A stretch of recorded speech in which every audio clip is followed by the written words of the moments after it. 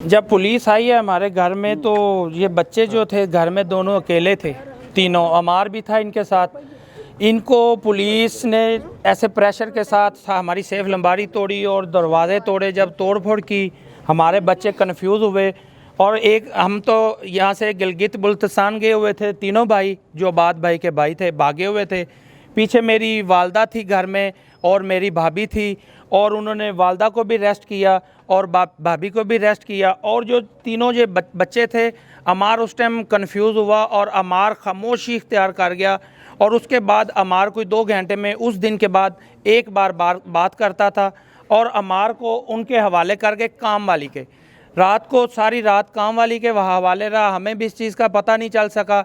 हमने सुबह रब्ता किया, बच्चे रो रो के चीखो पुकार के साथ, आधे बीमार तो तब भी तीनों हो चुके थे। अब देखें कि माँ होती है और काम वाली होती है। उन्होंने ये नहीं कहा कम से कम कि अमार की मामा को पकड़ लिया है, कम से कम इनके बच्चों को चले माँ के साथ ही ले जाते।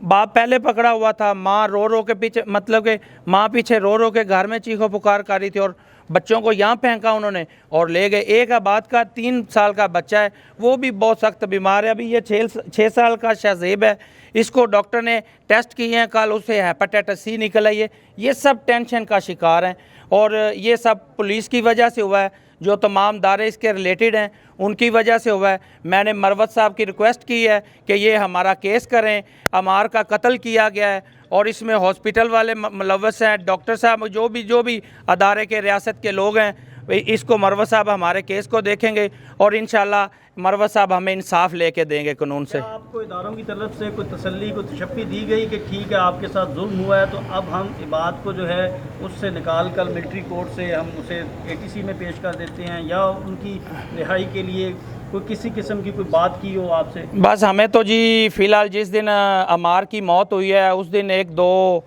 अदारों के ऑफिसरान ने मुझे तसल्ली दी कि इसको हम रिहा करते हैं, छोड़ते हैं।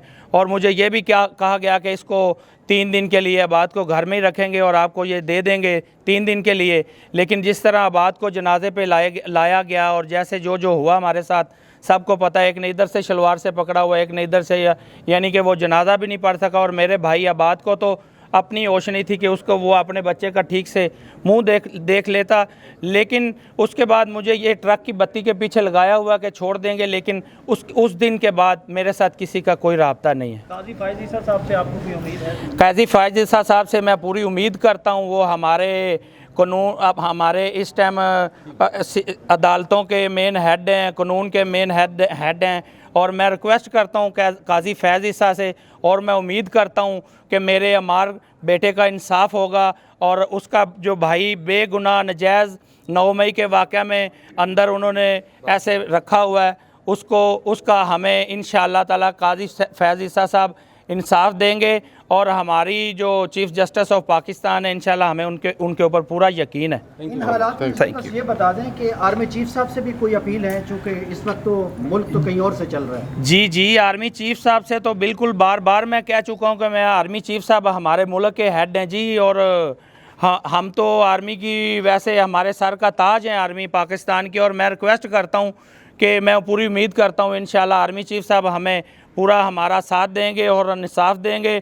और मेरे भाई को नहीं, जो लोग इन्होंने बेगुनाह पकड़े हुए हैं उन सब को मैं उम्मीद करता हूँ चीफ जस्टिस आर्मी चीफ साहब से कि उन सब को वो छोड़ेंगे, रिहा करेंगे इंशाल्लाह। किसी सीनियर लेवल के किसी बंदे ने कोई अफसोस का इजहार भी किया है, कोई राब्ता भी किया है, कोई दुख उन्हें? नहीं, मेरे साथ तो मेरे जो PTI के पार्टी के सीनियर लोग हैं, इनके अलावा मेरी किसी ने ताज़ियत, कोई हुकूमत या किसी ने मेरे भतीजे को किसी ने दाखिल नहीं करवाया। मैंने 1000 बार एडमिट नहीं हॉस्पिटल में कोई करवा, 1000 बार मैंने रिक्वेस्ट की थी। अब मैंने कोई ऐसा अदारा नहीं था जिनके सामने अपील नहीं की थी कि बस कम से कम इसको कहीं एडमिट तो करवा दो, जब 3 दिन वो घर में सिसकियाँ ले के मर रहा था। सियासी जमातों में से भी किसी ने कोई राब्ता नहीं किया, कोई दिली अफसोस का इजहार किया? और लाहौर में बड़ी जमातें हैं। नहीं, मेरे साथ किसी PTI के अलावा जी किसी जमात ने मेरे साथ कोई किसी किस्म का राब्ता नहीं किया और कोई मेरा किसी के साथ कोई ऐसा कॉन्ट्रैक्ट नहीं है। शुक्रिया, थैंक यू।